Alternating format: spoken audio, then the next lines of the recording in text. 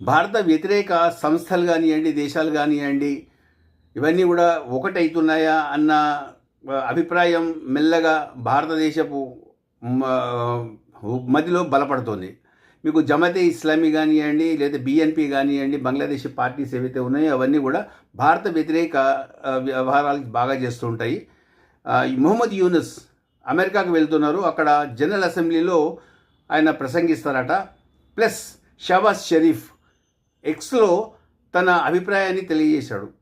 బంగ్లాదేశ్, పాకిస్తాన్ ఉభయ దేశాలు కూర్చొని తమ తమ అభివృద్ధి కోసం చర్చలు జరపాలి, బలోపేతం చేసుకోవాలి రెండు దేశాల మధ్య ఉన్న సంబంధాలని అని చెప్పేసి ఆయన అన్నారు. ఇదే కాకుండా చైనా నుంచి అంబాసిడర్